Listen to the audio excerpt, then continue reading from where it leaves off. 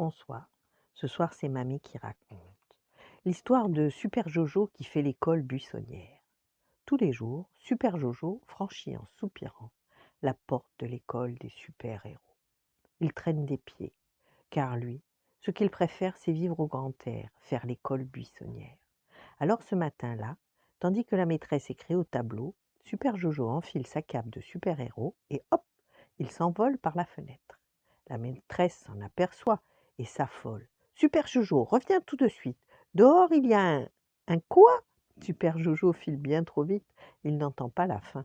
Bon, ça n'a aucune importance. Il fonce droit devant lui, quand soudain une voix venue d'en bas s'écrie. Au secours, à l'aide, au secours!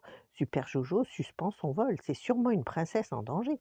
Il scrute le sol et voit quelque chose de bizarre. Là, à côté d'un étang couvert de nénuphars, il descend en piqué, se pose en douceur, atterrissage réussi et oh!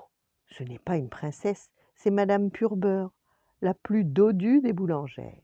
La pauvre, la voilà ligotée, assise au beau milieu d'une nappe à carreaux.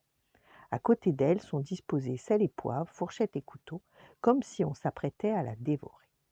Super Jojo s'avance pour la délivrer, mais au même instant, le sol se met à trembler. Il lève la tête, inquiet, et devine enfin ce que la maîtresse a essayé de crier tout à l'heure. Super Jojo, reviens, dehors, il y a un ogre en liberté.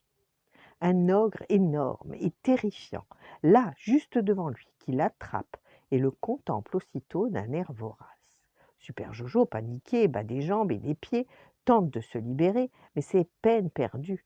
Il est bien moins fort que le monstre. Ah, si seulement il avait appris sa leçon sur comment se débarrasser des super méchants. Mais ce jour-là, au lieu de faire ses devoirs, il s'est amusé à fabriquer des boulettes gluantes avec Super Gigi, sa meilleure amie. Tiens, tiens, cela lui donne une idée. Vite, l'ogre va le gober tout cru.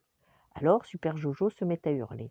Monsieur, une boulangère et un enfant en guise de déjeuner, ce n'est pas un menu équilibré. Le monstre gronde. Que me racontes-tu là?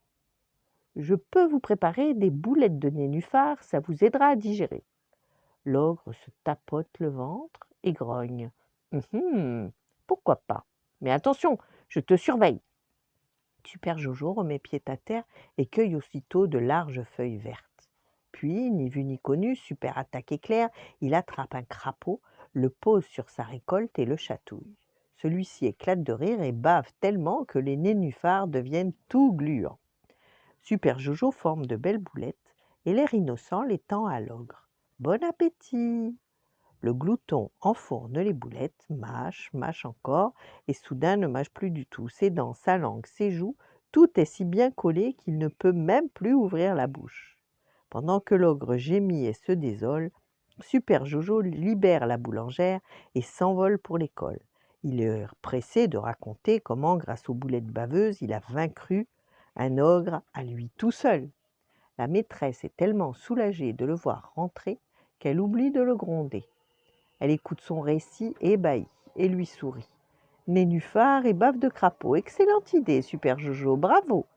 Puis elle ajoute, mais la prochaine fois que je t'appelle, promets-moi de revenir illico. Super Jojo hoche la tête et s'assoit. Cette fois, il est prêt à écouter la maîtresse. Il doit apprendre tout ce qu'il faut pour devenir le plus costaud des super-héros, car il n'aura pas toujours sous la main des nénuphars et de la bave de crapaud. Voilà. Bonne nuit, faites de beaux rêves et à demain.